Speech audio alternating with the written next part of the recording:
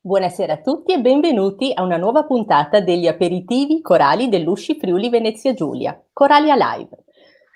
Stare sul palco è un'arte e, a dire il vero, noi spesso crediamo che la nostra esibizione di coristi inizi quando iniziamo a cantare. In realtà è iniziata prima, è iniziata quando siamo saliti sul palco, continua durante la nostra esibizione anche al di là del canto e prosegue finché non spariamo in qualche modo dalla visuale degli spettatori.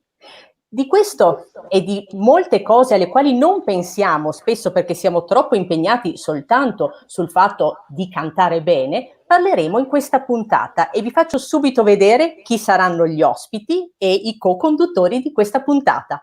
Abbiamo Pierfilippo Rendina, il nostro regista. Buonasera, ciao a tutti. Abbiamo il grande ritorno del nostro opinionista Obi. Buonasera.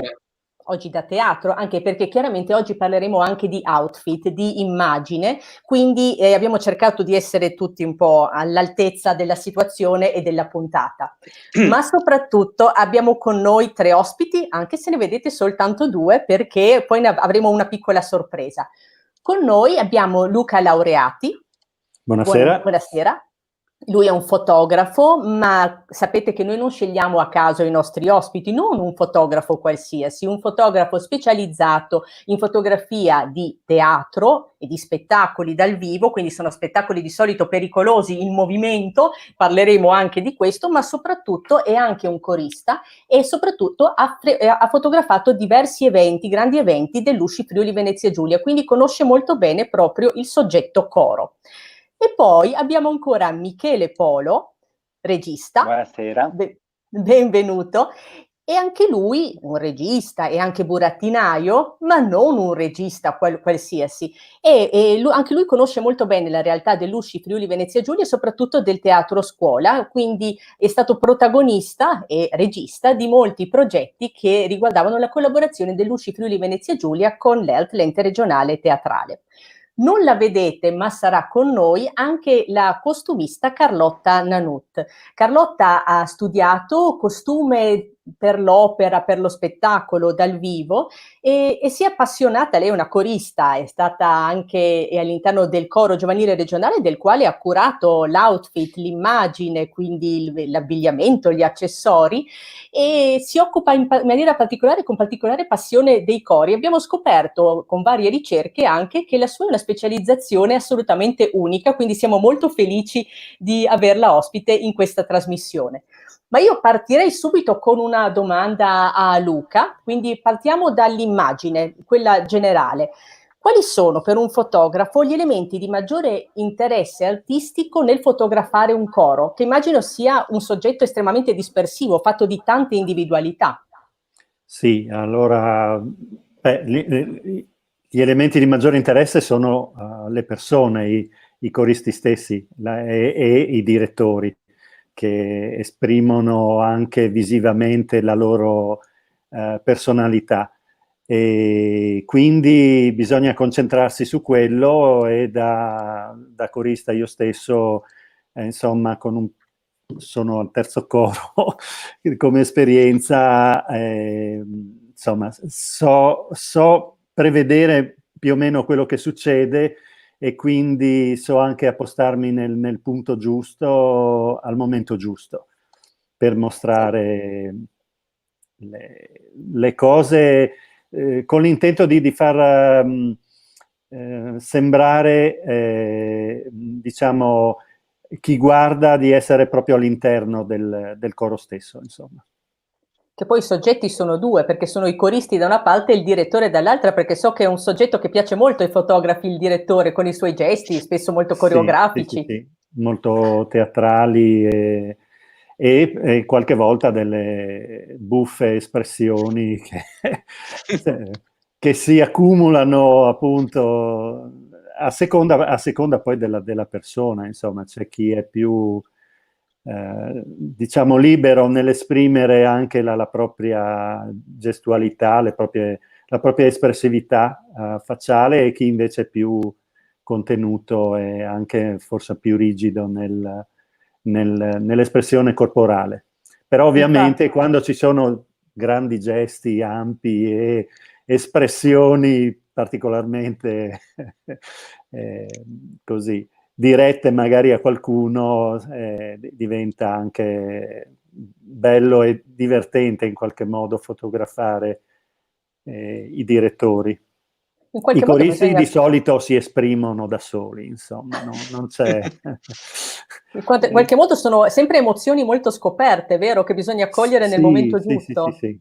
Sì, il canto porta, diciamo, ad abbassare le difese, e anche poi il palcoscenico è esposto ma è allo stesso tempo distante dal pubblico, e quindi uno si sente comunque ha vicino le persone che è abituato, i propri compagni, si sente abbastanza libero, insomma, ed è una ottima opportunità per cogliere la realtà, insomma, dell'espressione del canto e allo stesso tempo della persona.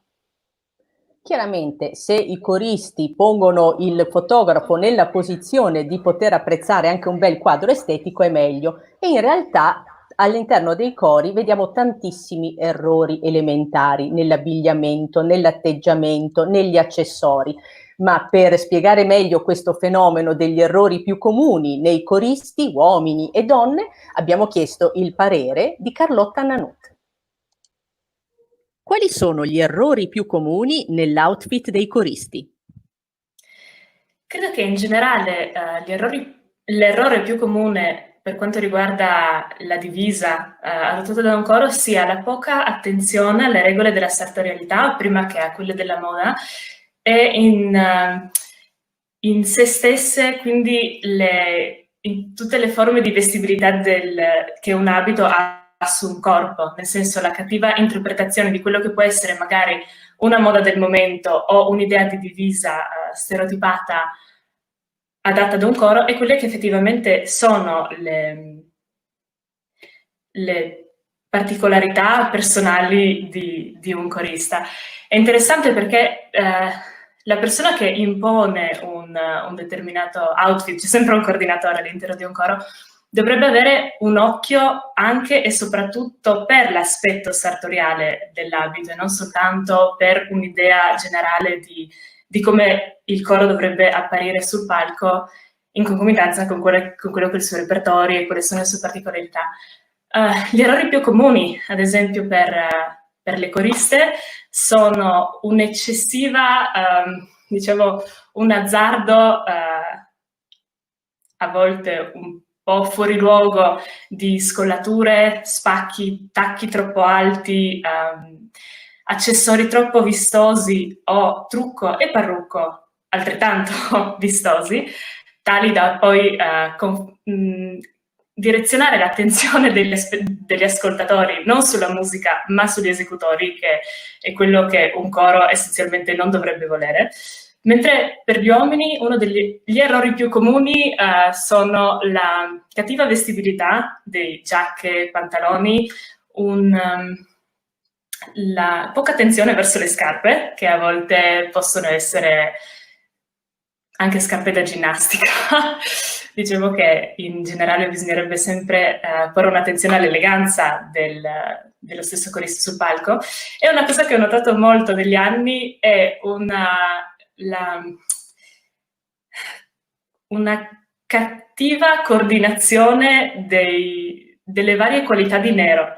Nel senso, non tutti i neri degli abiti sono uguali, alcuni tendono al verde, altri tendono un po' al marrone, soprattutto sotto le luci di un palcoscenico, insomma delle luci dei fari abbastanza forti, si notano ed ed è molto, insomma, dà un po' fastidio.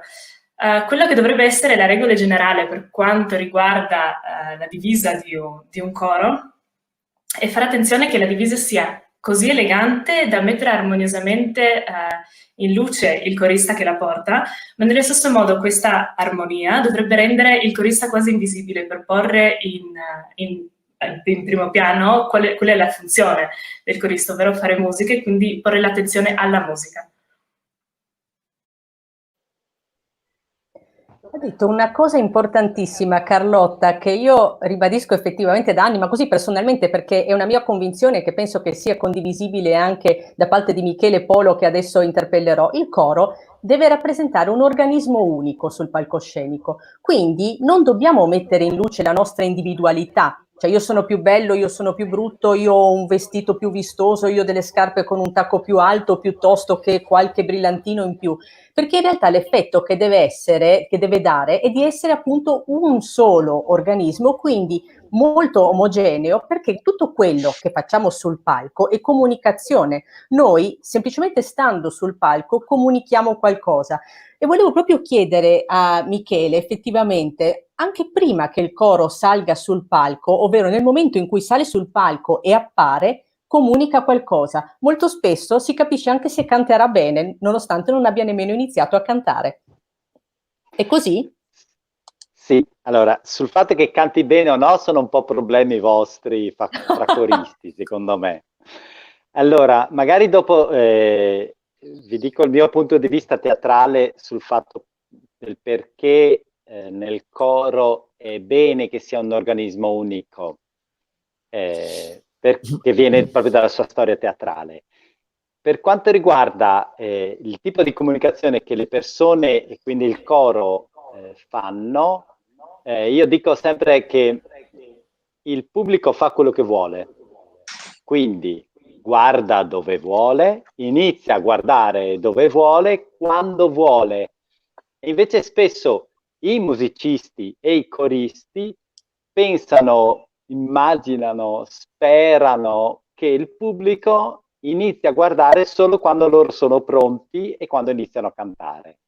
Ma non è così, perché quando si entra in scena, negli occhi, già si comunica e tutti i cori lo vogliono fare, solo che magari non riescono a gestirla bene, perché appunto esistono mille maniere di fare, non esiste una maniera giusta per entrare sul palco, non esiste un costume giusto per fare un coro, e quindi le persone non vogliono tanto affrontare questa complessità e quindi sperano, come dire, a me pare, ecco, di sgattaiolare un po' sul fatto di essere visibili, il fatto che loro quando camminano come una persona, un gruppo di persone che vuol far ridere, non vuol far ridere, è seria, non è seria, vuol far sognare, oppure vuol comunicare sentimenti forti, potenti, e tutte queste cose qua sono sempre attive, non sono attive quando lo desiderano i musicisti o i coristi. No, effettivamente sì, il palcoscenico comunque è già il posto dove noi comunichiamo un messaggio, un senso. Qualsiasi cosa che facciamo sul palco, lo spettatore automaticamente immagina che quella cosa abbia senso. E per questo non ha senso, ad esempio, vedere il coro che entra e magari i coristi che continuano a chiacchierare tra di loro, ovvero a scambiarsi le ultime informazioni, oppure, non so, qualcuno che cammina in maniera guardandosi intorno, salutando, perché non è che lo fanno solo i bambini, di salutare in platea. Ecco, queste cose qui non si fanno perché in quel momento tu sei comunque l'interprete di quell'evento. Ma voi due, scusate, mentre io sto cercando di dire cose serie, noi sottolineiamo col linguaggio gestuale quello che tu dici. Cioè, scusa, è importante anche quando fai una diretta Facebook parlare, ma poi anche con la gestualità accompagnare le proprie affermazioni. Perché siamo in video diretta e quindi la gente anche guarda oltre che ascoltare. No, stavo giusto pensando, probabilmente lo faccio troppo. Quindi bisogna utilizzare anche le mani.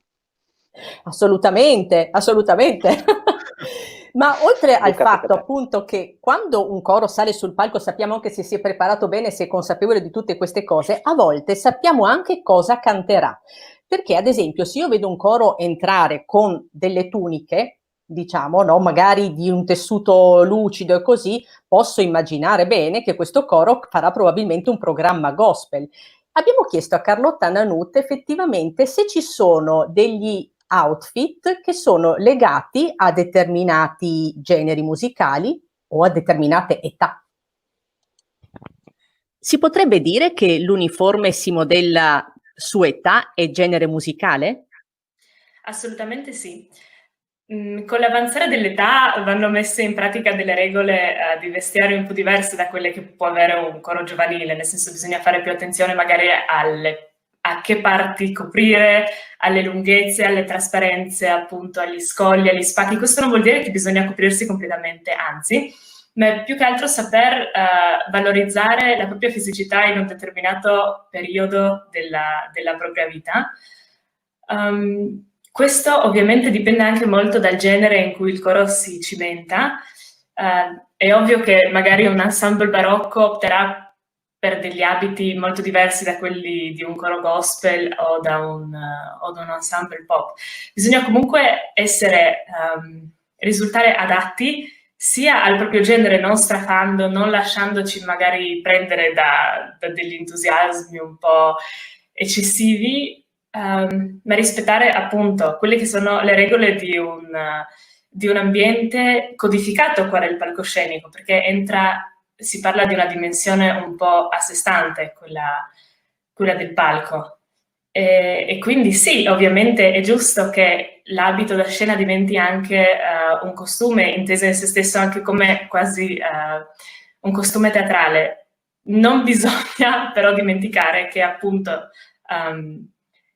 il coro deve avere una certa presenza elegante sulla scena, appunto per evitare dei cambi di direzione dell'attenzione del pubblico, della platea in ascolto, che non sono auspicabili in nessuno dei casi. Io adoro il modo di esporre le cose di Carlotta, perché dice le cose in maniera estremamente garbata, però si capisce benissimo che soffre molto quando guarda diverse esibizioni di gruppi amatoriali, perché vede moltissimi errori. Molto crudele quando vede persone vestite male, cioè sempre. Sì, sì. Ah beh, tu effettivamente l'hai provato, no? Vero? Perché effettivamente avendo cantato nel coro giovanile regionale hai dovuto... Ecco, parlaci un po' di... Com'è Carlotta? È molto severa? Molto severa, ma poi io ero un po' simpatico perché le facevo gli scherzoni e dicevo che avevo le scarpe da ginnastica e che boh, ma sono nere, insomma. Poi in Sì, realtà ce le avevo. Che Però... nero, bisogna vedere. È il nero come il vestito, è nero come la camicia. Comunque Bravo. non giusto, questo è poco ma sicuro. È difficile, è difficile. Io Però adesso... è utile. Michele, volevo chiederti ancora una cosa e poi passerò anche a Luca, ma come si stabilisce invece la comunicazione con il pubblico? Quello che vorremmo tutti in realtà, di riuscire a passare, in qualche modo oltrepassare quella quarta parete e sprigionare qualcosa, trasmettere qualcosa e scatenare un'emozione nel pubblico, considerando che dobbiamo farlo tutti insieme e non ognuno per conto proprio perché siamo un coro. Sì, beh, intanto è impossibile non comunicare, non è che tu poi anche con la quarta parete comunichi, quindi intanto il canale col pubblico è sempre per forza aperto, acceso.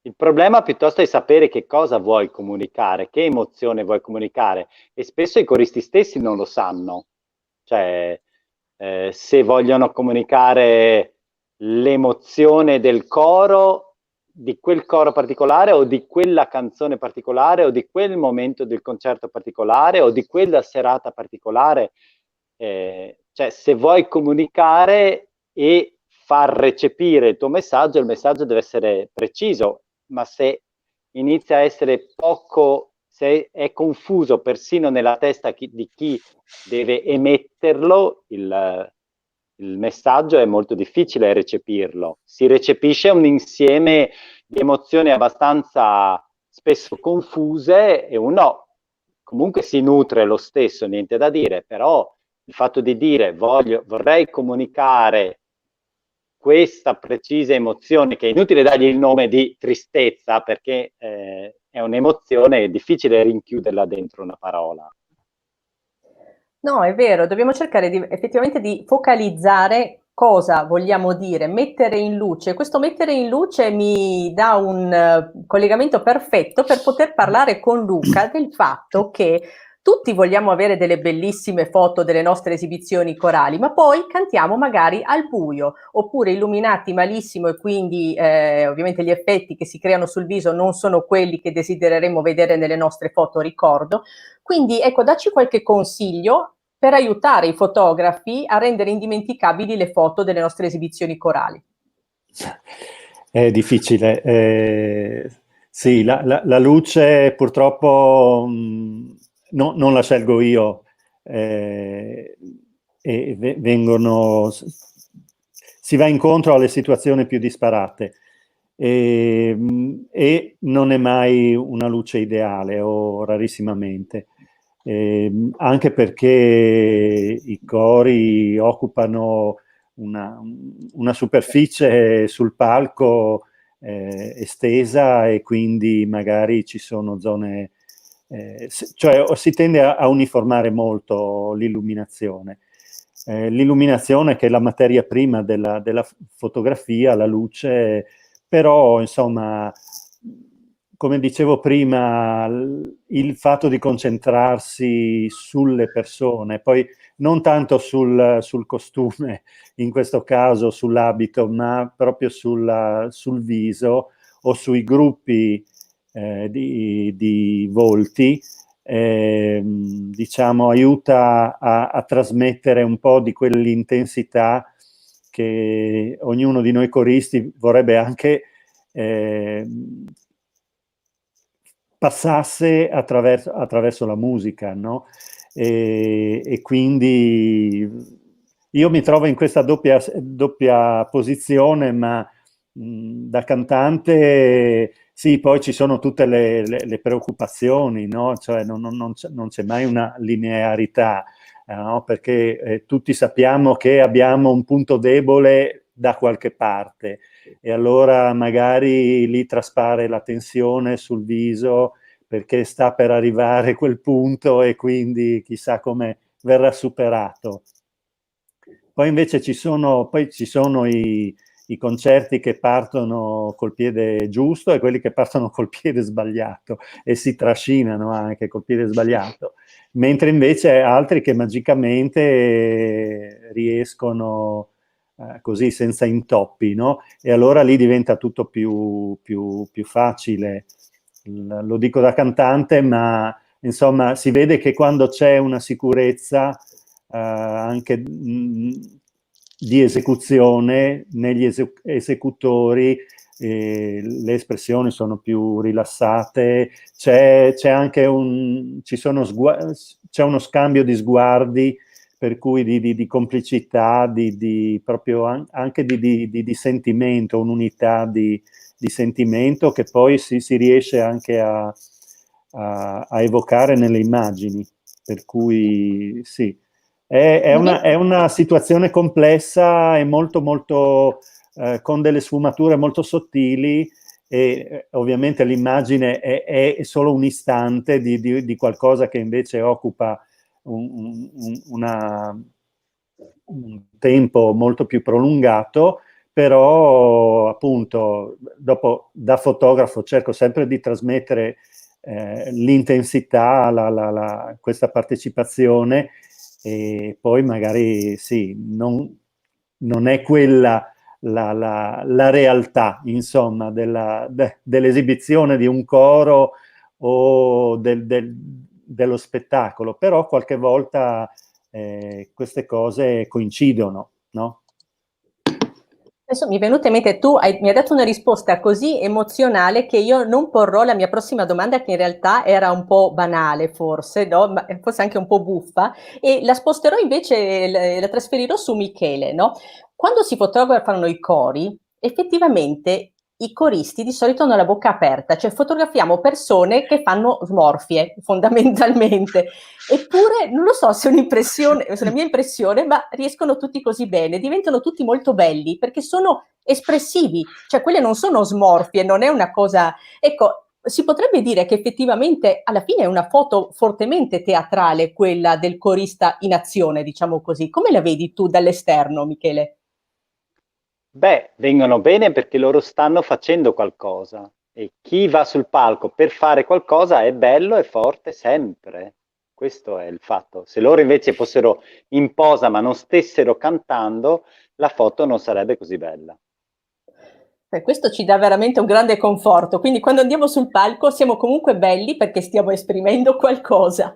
Mi sembra Però una visione un pelino ottimistica. Sì, perché io seleziono le immagini, no? Ah Non no, c'era sono il trucco tutte. allora. No, Non diciamo passano che tutte allora, quelle che faccio. sì, allora forse bello intendo che funziona, poi può non piacerci, però è come dire sbagliato andare sul palco a non fare nulla. È illogico, non è etico. Sul palco vai per fare qualcosa, non per farti guardare. È vero. Adesso Esatto. noi ci stiamo avviando verso la fine della trasmissione. Volevo avvisare tutti quelli che ci stanno seguendo. Non siate intimiditi, mandate i vostri messaggi che ci fanno sempre molto piacere. Anzi, ringraziamo tutti quelli che hanno mandato finora i loro messaggi. Ah, ecco, direttamente. Grazie. E io ho ancora una domanda per la costumista, per Carlotta, ed è una cosa che frequentando molto i palcoscenici corali, i concorsi, quindi vedendo anche cori da tutto il mondo, mi ha sempre affascinato molto, non soltanto le differenze geografiche, appunto, ma anche dei trend che forse esistono nel mondo corale, ovvero una volta, ad esempio, bastava una sciarpa, fondamentalmente nel coro misto, le donne utilizzavano una sciarpa, possibilmente tutte uguali, e gli uomini di solito si adattavano con la cravatta o il farfallino al colore di quella sciarpa. Adesso questo è estremamente fuori moda perché i cori oggi di solito utilizzano un accessorio di un colore, scelgono un colore sul nero totale, questa è una cosa che è molto diffusa, e quindi magari qualcuno ha un orecchino, oppure gli orecchini, oppure un cerchietto o una cintura di quel colore, e questo riesce a unificare in maniera però da valorizzare l'individualità di ogni corista. Allora questa cosa mi ha incuriosita e ho voluto chiedere il parere all'esperta. Esistono tendenze anche sui palcoscenici corali? Di tendenze vere e proprie è difficile parlare, ci sono dei fenomeni quali appunto un accessorio colorato o un colore che viene coordinato poi in tutto il coro declinato in vari accessori come sciarpe, cravatte, accessori, collane, stole. Credo che più che tendenze di questo tipo si possano evidenziare delle macro tendenze, soprattutto a un certo livello di coralità, ad esempio quello che viene proposto durante i concorsi, di tipo nazionale o intuibili in macro aree geografiche. Ad esempio, questo si vede ovviamente nell'abito che certi ensemble adottano, ma anche nel modo in cui si pongono sul palcoscenico. Mi viene in mente, ad esempio, i popoli del nord sono molto ordinati, sono molto amalgamati, molto rigidi, quasi algidi all'apparenza, mentre i popoli dell'Europa del sud sono un po' più disordinati, ma molto più vivi, e questo si vede anche nella divisa negli abiti. Ad esempio, forse le popolazioni dell'est e del sud-est asiatico hanno molta attenzione proprio all'aspetto estetico della divisa. D'altra parte è molto facile incontrarli in abiti nazionali, quindi questa è forse una particolarità che nel resto dell'Europa non è così tanto presente. I cori americani sono anche molto, molto eleganti, sono estremamente orgogliosi e raggianti quando salgono sul palco, oppure d'altro canto i cori liceali giapponesi o asiatici, insomma, sono tutti molto amalgamati, sono uguali, ma d'altra parte sono estremamente fantasiosi. Ricordo di di un concerto di benvenuto ad un concorso internazionale in cui concorreva anche un coro di liceali giapponesi, in cui durante questo concerto di presentazione hanno presentato la storia di Aladdin con tanto di costumi. La direttrice faceva il ruolo della voce narrante. C'erano dei cambi di costume in scena ed era spettacolare, mentre durante la parte del concorso vero e proprio erano estremamente disciplinati, ovvero disciplinate perché erano ancora di ragazze, e attente, e rigide e perfette. Piuttosto che parlare di questi fenomeni a livello anche magari molto esteso e molto generali, quali appunto l'uso del colore, di accessori colorati, credo sia piuttosto interessante osservare il panorama corale da quest'altro punto di vista, ovvero di quanto la personalità di determinati popoli, aree geografiche, influisca sul loro modo di presentarsi, di stare sul palco e di portare alla fine le loro tradizioni con sé.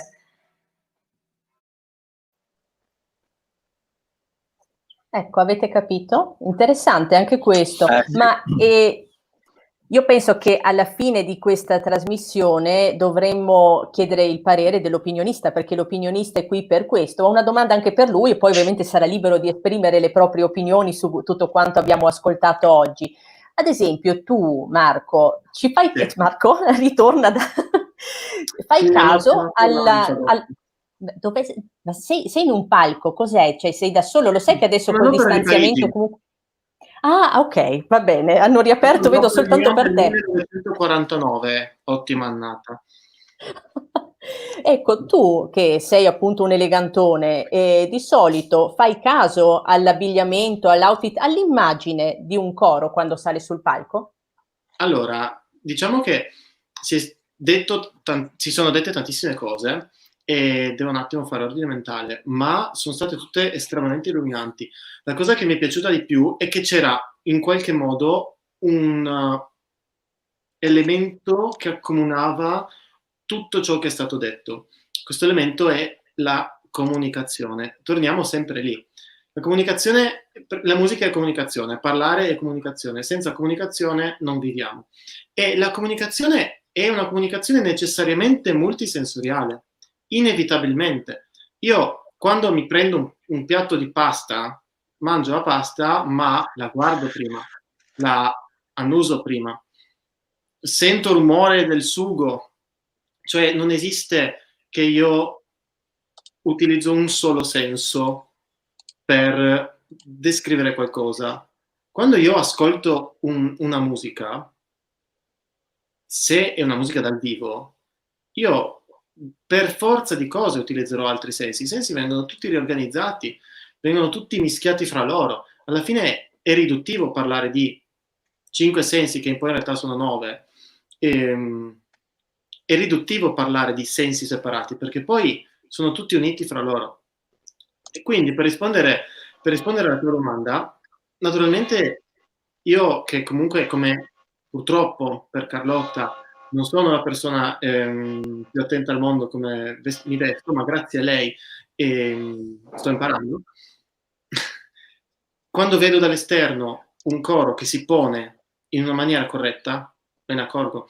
Non è facile da dire perché, non riesco a capire, però qua c'è una cosa e qua c'è un'altra. Però è un qualcosa che si nota. Perché? Perché la comunicazione è quella.